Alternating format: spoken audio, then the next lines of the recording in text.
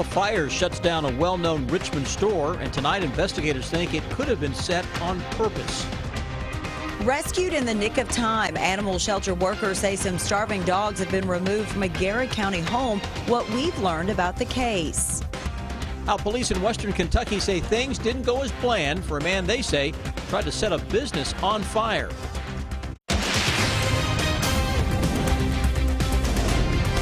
This is WKYT News at 11.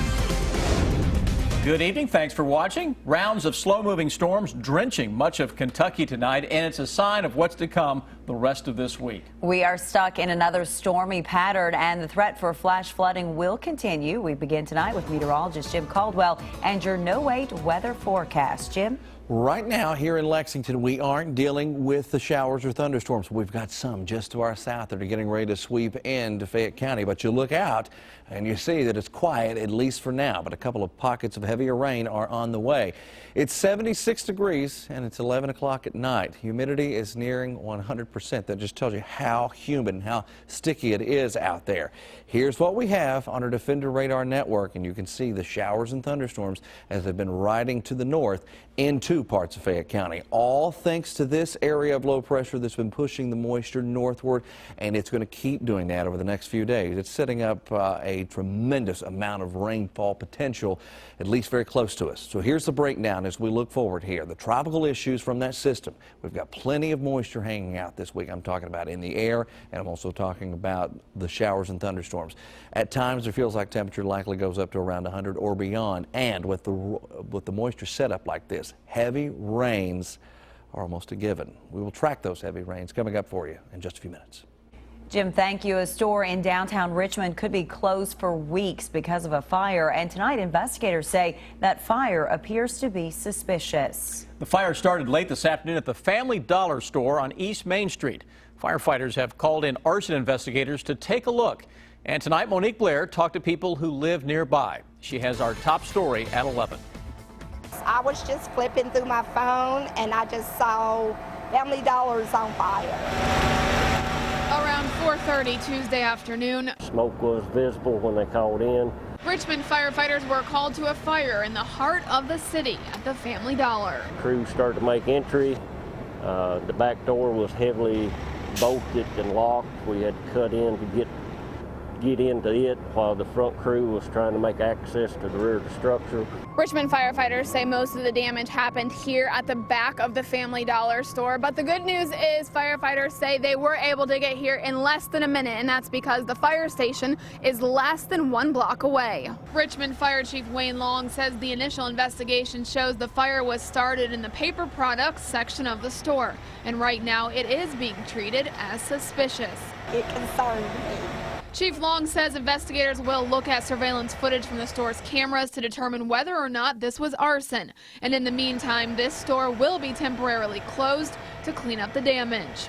I hope and pray it'll be back up and running soon because I do get a lot of my personal belongings at Family Dollar. In Richmond, Monique Blair, WKYT. Chief Long says there were several employees in the store when the fire started and likely several customers, but no one was injured. And now to a developing story we're tracking out of Mercer County tonight. State police say they're investigating a threat against the Bergen Police Department. Police say the city received a piece of mail today that claimed a police officer would be injured if he did not stop doing his job. State police say Bergen Police then reached out to them to investigate. They're trying to figure out where the threatening mail came from. Tonight, investigators tell us some starving dogs have been rescued from a Garrett County home. The dogs are now recovering at the Garrett County Animal Shelter. And as Garrett Weimer tells us new at 11, investigators say the rescue happened thanks to someone at a gas station.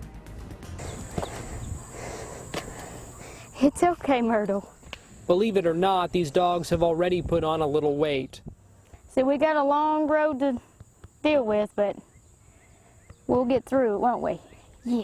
When Brittany Collins first saw them, they were hot and hungry, dehydrated and malnourished.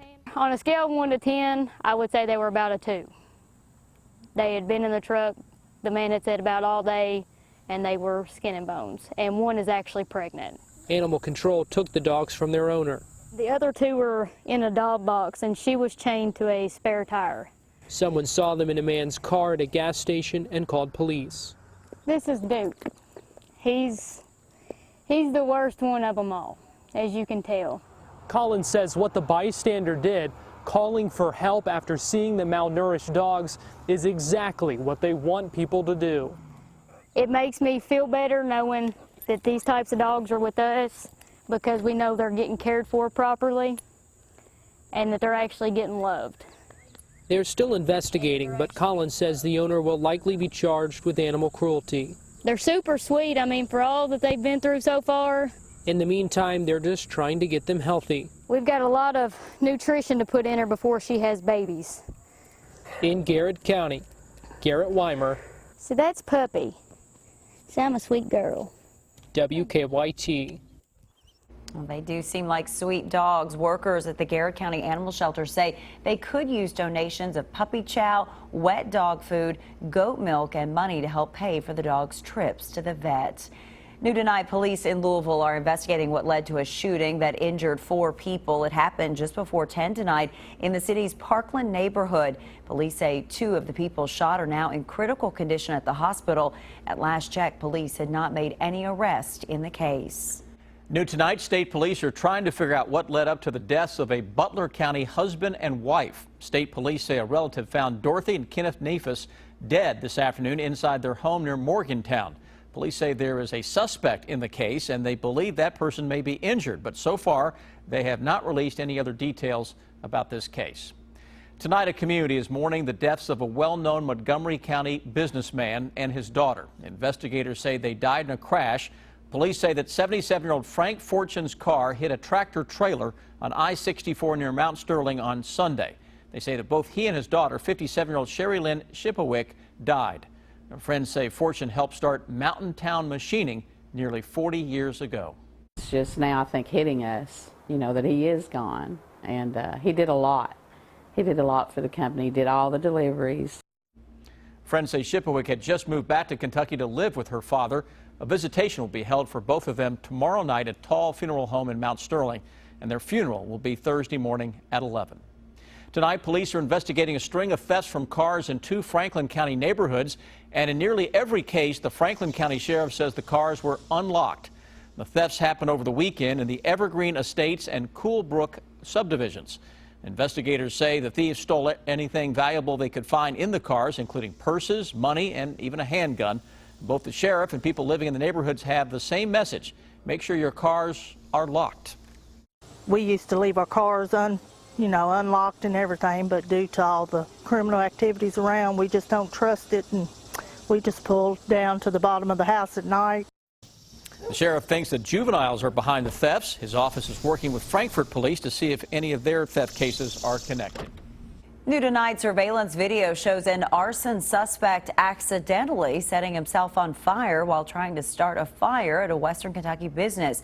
Police in Madisonville released this video. They say yesterday a man and a woman in a van pulled into the parking lot of the business. Police say the woman broke a door of the building and the man threw some Molotov cocktails inside, but police say one of them bounced off the door and hit his leg, setting his shorts on fire.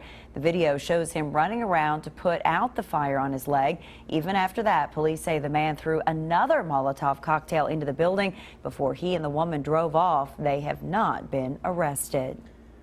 Summer vacation now over for thousands of students in central Kentucky, and tomorrow morning, bright and early, they'll be heading back to school. Fayette, Madison, and Jessamine County schools are among the districts starting a new year tomorrow. And in Fayette County, 42,000 students will be heading back to classes. Last year, Superintendent Manny Kalk rode the bus with some elementary school students on the first day, and he'll do that again tomorrow. But this time, 24 local leaders will be also riding buses with students, including Mayor Jim Gray and Lexington Police Chief Mark Barnard. On WKYT.com, we have a full list of the school districts beginning classes tomorrow and in the coming days. Doctors fear a disturbing discovery at a Maryland hospital could put some babies being treated there in danger. What we've learned about the investigation in 9 minutes. And then a burglary in an eastern Kentucky store caught on tape. What police say the thief stole in a matter of minutes. Your hour-by-hour forecast with meteorologist Jim Caldwell. It has been a pretty stormy Tuesday out there across most of central and into southern Kentucky. Eastern Kentucky had a few showers out there, but they didn't have to deal with what we had around here, which was some pretty heavy rain producers. Now, tonight, what we have on our Defender Radar network is just a few scattered showers remaining, almost just completely gone off of our map. Temperatures still steady in the 70s. Actually in the 80s too in a couple of locations. Jackson and Prestonsburg, 81 and 82 degrees. That is incredible, especially considering where we are at this point at night.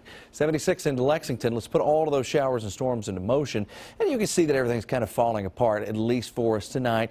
We're still tracking one little round of some heavier rain right here in Fayette County. There you see some of the heavier stuff right along Polo Club and along I-75, a little pocket of some heavier rain that folks would briefly encounter before it completely moves on toward the north and eventually kind of fizzles out, because it looked a little more impressive earlier. So out to Washington County, where we're tracking some heavier rain and a lot of lightning with this one, probably the strongest storm remaining anywhere in the Commonwealth here tonight. And that one's going to track toward the north, crossing over the BG Parkway soon, and then out of sight until tomorrow. That's when we'll start generating more showers and thunderstorms all around this low.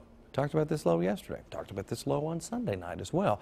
This is a major weather player for us because it's just going to pump that moisture into Kentucky over the next several days, which keeps it very humid and keeps the thunderstorms coming at us. Now, here's what happens. This is a rainfall potential map, and you can watch how all of it just kind of comes together just a little west of central Kentucky, west of Lexington. Watch what happens when this moisture pipeline just really opens up here in the coming days.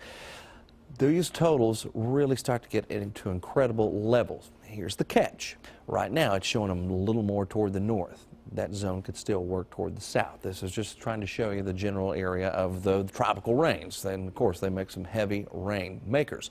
Now, here are some of the totals from the European model, which ran a little bit earlier today. And you can see between right now and this time on next Tuesday night, anywhere from a half an inch up to 4 inches across Kentucky. But we look a little closer, and what I've done is I've put in my head several of the models together and given you more of kind of a general guidance here that throws all of them together and spits out kind of the median for some of the model data. We're still in a high risk to track some very heavy rains through this area between right now and into next week. So the flood risk will certainly be elevated here, as well as it will be into eastern Kentucky, but it looks like the bulk of the heavy stuff is going to stay in this general area. So we'll watch it very closely for the potential of flooding. Now tonight, watch what happens. The showers and thunderstorms are left. They'll eventually completely die out. We get into your Wednesday. We're already tracking some in the morning. Any one of these, just like today's, could be producing some heavy rounds of rain. Upper 80s for highs. Throw in the humidity in between these thunderstorms, and you're talking about heat index values that will once again be right around 100 degrees, which is where we were in some cases out there today. It's just hard to breathe when you deal with this kind of humidity. And the 7-day doesn't really give us any relief from the thunderstorm chances. And I'll tell you, that tropical air mass, it's going to be around here for a while as well. So Chris is back tomorrow, and he'll be continuing to track the threat, guys, because there's certainly going to be one out there. Yeah, just going to stay that way for days on end. For days on end. And another system in the weekend that might even have more heavy rain. Of course there is. Of course, right. Yeah. Thanks. Dolphins at Orlando SeaWorld apparently aren't big fans of an iPad. We'll show you why in 8 minutes. New tonight, a hospital in Maryland says 3 babies in its neonatal intensive care unit have tested positive for a potentially deadly bacteria. So the hospital has now moved 9 other babies out of that unit as a precaution. Adam May has the latest. Babies in the neonatal care unit at Prince George's Hospital Center routinely get their noses swabbed, then tested for infection. That's how medical staff say they detected the presence of a bacteria known as Pseudomonas aeruginosa. There was a cluster of this organism in 3 babies. Doctors say the 3 babies are all clinically asymptomatic and may not be infected. They are part of the 9 babies being moved to another hospital out of an abundance of caution. Hospital officials believe the bacteria originated in water pipes leading into the hospital. Pathologists are investigating the recent deaths of other babies in the NICU, but have yet to find a direct link. To date, there has been no relationship that we found between deaths and the bacteria. Hospital officials say they stopped using the water in the NICU several days ago, and tomorrow they'll begin the process of disinfecting the plumbing. According to the Centers for Disease Control and Prevention, 51,000 people in a healthcare setting get infected with Pseudomonas aeruginosa every year. 13% of those cases are resistant to many drugs, and 400 people die each year. Patients in the hospital who tend to get Pseudomonas infections are those who are already very, very ill. Hospital officials say they have no clinical evidence that any other patients have been put at risk. Adam May for CBS News, Cheverly, Maryland. In hospitals where the most serious infections can occur, the bacteria can be spread on the hands of healthcare workers or by equipment that becomes contaminated. New tonight, police in Letcher County hope surveillance video can help them find a gas station burglar. They say a man ripped out an air conditioning unit to climb through a wall at Indian Creek Gas and Go this morning. Police say the man went straight for cigarettes before leaving a few minutes later. They think he stole about $400 worth of cigarettes. The gas station's owner says he's only owned this business for a few months. It makes you wonder, if you should just try to keep it going or just people it's hard to have anything for people like that, While police have not yet made an arrest in this case, they say they do have a suspect in mind. A Boyle County man says a thief took his trailer loaded with $50,000 worth of antiques inside after the 127 yard sale. Daryl Sutherland says he had just wrapped up his work at the yard sale at the time of the theft, and he says police found out the suspected thief later gave away many of the items in his trailer. Well, because they got calls, hey, a guy just gave me a $300 churn. Had the price tag on it. These are priceless. Police say they later arrested Jerry Stratton for the theft. And while they recovered some of the stolen items, Sutherland says some of what was inside the trailer is still missing. So he's asking anyone who received a free item from Stratton to call Junction City Police. The next time you go to a zoo or an aquarium, you may want to keep your iPad away from the dolphins. And here is an example of why. This video shot at SeaWorld in Orlando shows a dolphin snatching an iPad out of a woman's hands and tossing it into the water. It happened at a viewing tank where visitors can touch the dolphins. While the woman got her iPad back, we don't know tonight if it is working. So I'm guessing that dolphin says no more pictures. Yeah. I'm done. Pay attention to me. Get rid of that iPad. All right. Well, Brian, we may never see anything like this in our lifetime. Michael Phelps continues to win gold after gold. Yeah, he could be swimming past the Dolphins for all we know. Phelps winning career gold medals number 20 and 21 tonight in just spectacular fashion. But on the football front, a lot of football for you. The UK quarterbacks have been pinpoint with accuracy in practice. You'll hear from Eddie Grand next.